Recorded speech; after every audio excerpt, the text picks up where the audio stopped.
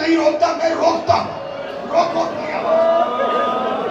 آج میں تم سے تمہارا جگر پوچھتا ہوں، تم سے تمہارا، آوازوں کو روکو میری ماں بہنوں، سنو فکرے کو۔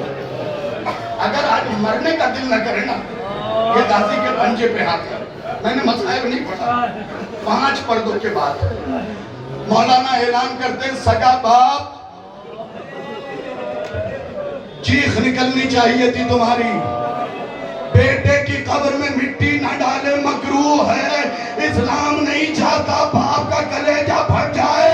میں پوچھوں گا مجھیڑا والوں، ہائے حسین نے ذوالفقار سے قبر کھو دی، ننھا سا لاچا قبر میں ڈالا۔ العظمت للہ، العظمت للہ۔ جو باہر کھڑے ہیں سننا میرے بھائی،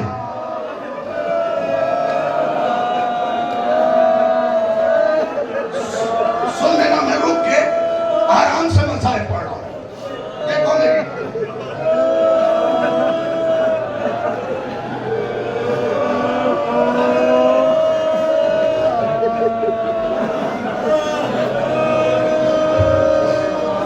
دیکھو میری طرف، ذوالفقار سے قبر کو دی، پتہ ذوالفقار نے مولا سے کہا مولا کیا بھئی اس کے لیے آئی تھی؟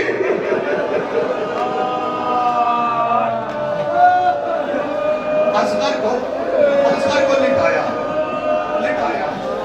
لٹانے کے بعد پتہ ہے کیا کیا؟ اصغر کو لٹانے، تمہاری شریعت میں مستحب ہے مٹی پیر کی طرف سے ڈالی جائے۔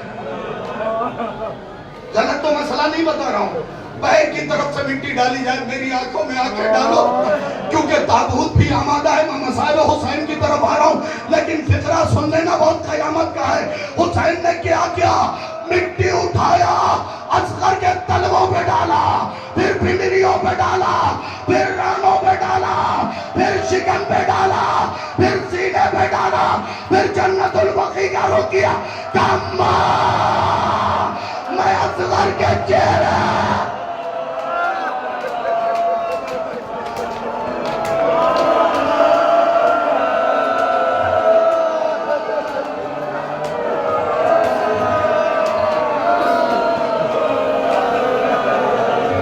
اب جو فقرہ ہے وہ آپ سمجھ نہیں پائیں گے، لیکن میں پڑھوں گا ضرور۔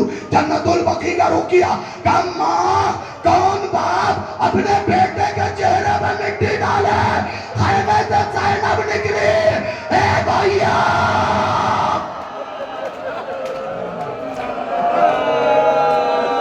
العظمت للہ، العظمت للہ۔ اے بھائیا اتنے میں زینب کو پیچھے سے پکڑ کے کسی نے روکا، روک کے کہا اے آقا دادے یہ کام روا۔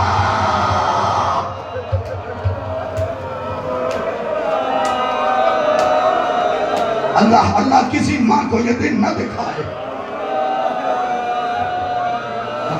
کس انداز میں گریہ کر رہے ہیں۔ اللہ ان آوازوں کو قبول کرے۔ چند لمحے سنیے۔ اکبر کی موت نے آنکھوں کی بینائی چھینی، عباس کی موت نے کمر توڑ دیا۔ پتہ ہے اصغر کو دفنانے نے حسین کو ضعیف کر دیا، اصغر کو دفنانے نے حسین کو ضعیف کر دیا۔ روایت کے جملے سن لیجیے، حافظ کفایت حسین صاحب فرماتے ہیں ہر کوئی یہاں پہ تقریباً باپ بیٹھا ہوگا نا، فقرہ سنیے گا کہ اصغر کو مٹی ڈالنے کے بعد حسین نے زمین پہ ہتھیلی ٹیکی، اٹھنا چاہا، منہ کے بل بیٹے کی قبر پہ گرے، آواز دی ابا۔ العظمت للہ، العظمت للہ۔ بس 4 یا 5 منٹ میں مسائل پڑھوں گا۔ بہت کریا کیا آپ نے۔ جو حسین آنکھوں کی بینائی کھو چکا، کمر جس کی ٹوٹ چکی، حوصلہ جس کا ختم ہو چکا ہے، وہ گھوڑے پہ بیٹھ کے آیا ہے میری طرف دیکھیے گا، صرف 3 ظلم پڑھوں گا، لمحہ بھر میری طرف دیکھیے گا۔ سمجھ میں آئے تو بہت بولیے گا اور بہت روئیے گا اس فکرے پہ۔ مجھے انصاف سے بتائیے فخری بھائی، آپ بڑے نفسیاتی شعر پڑھتے ہیں، کبھی نوکیلی چیز پہ کوئی چیز رکتی ہے؟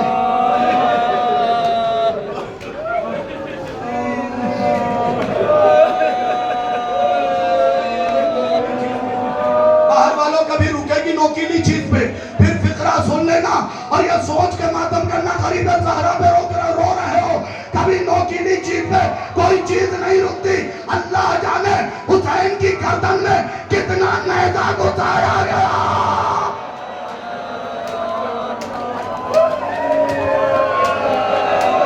العظمت للہ، العظمت للہ، کتنا نیزہ داخل کیا گیا کہ کربلا سے کوفہ، کوفہ سے شام۔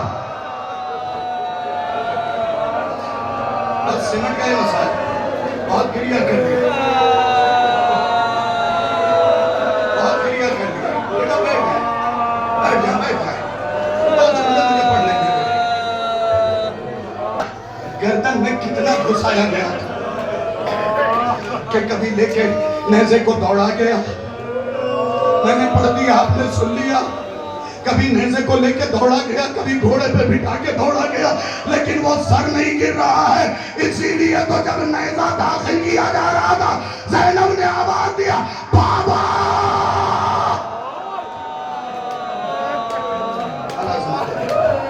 العظمت للہ۔ تین کہا تھا لیکن تین نہیں پڑھ پاؤں گا، تین مسائل ایک پڑھ دیا، ایک اور سن لو کیونکہ تابوت آمادہ ہے، زیادہ انتظار نہیں کرواؤں گا۔ کیوں پتا ہے؟ انہی درمیان میں اصغر کا جھولا بھی ہوگا۔ میں کہوں گا میرے نوجوانوں جب جھولا آئے نا تو آہستہ اٹھانا، زیادہ ہلانا مت، رباب کا زخمی بیٹا لیٹا ہے۔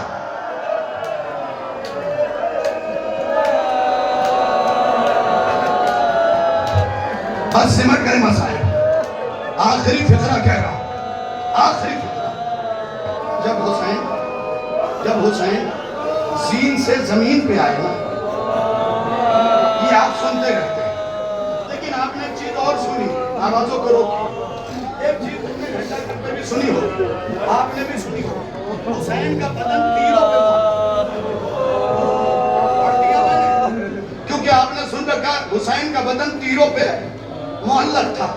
میرا ایک سوال ہے فخری بھائی، اس طرف رخ کر لیجئے اور دیکھیے مجمع کو۔ میرا ایک سوال ہے، حسین کا بدن تیروں پہ معلق تھا، پھر سوچئے جب حسین کے بدن پہ گھوڑے دوڑے وہ تیر گئے کہاں؟ یہی حق ہے مسائل سننے کا۔ وہ تیر زہرا کے بیٹے کے بدن میں، ارے بی بی نقاب بوجھ آواز دیتی رہی، نہ مار، میں نے چکیا پیٹ کے۔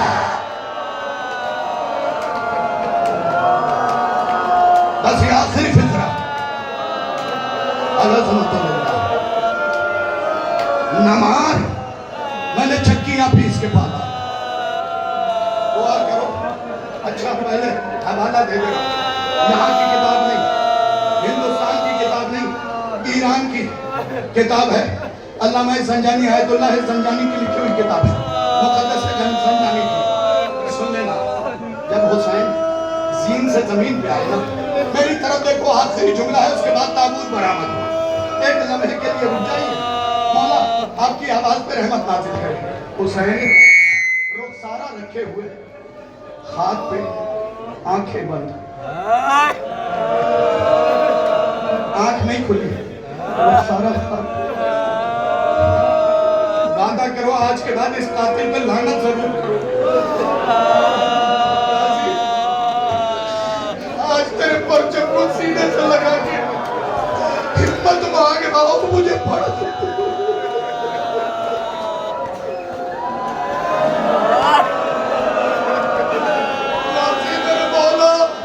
میں ہمت مانگ رہا ہوں، مجھے پڑھنے دیجئے گا۔ ابو ایوب خنوی لمبا سا نیزہ لے کے آیا، مجھے نہیں معلوم کون کیسے روئے گا، لیکن سر و سینہ پیٹ کے رونا۔ حسین کے چہرے کے پاس اس نے نیزہ پڑھا، آواز دی، آخری جملہ سننا پھر رونا۔ حسین آنکھ نہیں کھلی، اس نے پھر نیزہ پٹکا. اس پہ لانا ضرور بھیجنا چھوڑا. اس نے پھر نیزہ پٹکا. کہا حسین تم نہیں سمجھو گے، جس جوان کی بہنیں ہیں نا وہ سمجھے.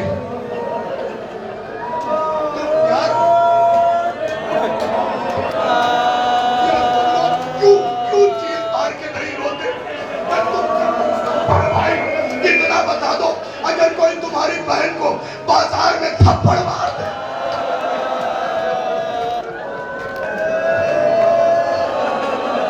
نوجوانوں یہ تمہارے لیے فکرہ کہہ رہا ہوں، تم سوچ سوچ کے گھٹ کے مر جاؤ گے. ہائے سجاد، پھپھیوں کو تماچے، سکینہ کو تماچے. پھپھیوں کو تازیہ نے پھر بھی زندہ لوٹا، پھر بھی زندہ لوٹا. آسان سمجھتے ہو اس کام کو؟ سنو، میں نے جان بوجھ کے روکا، نیزہ پٹکا. کہا حسین جوان رونے میں کوتاہی نہ کرے گا. یہ جملے حسین کی آنکھیں نہیں کھلی. تیسری بار میری طرف آخری جملہ، نیزہ پٹکا اور فوراً تابوت لے آنا، ساری چیزیں. نیزہ پٹکا. کہا حسین فوج خیمے کی طرف جا رہی ہے. نہیں تمہیں ماتم کرنا ہی جملے پہ. حسین فوج خیمے کی طرف جا رہی ہے. حسین نے چہرہ اٹھایا، اس نے نیزہ لیا، ایسا نیزہ مارا اس رخسار سے، اس رخسار. زینب چل رہا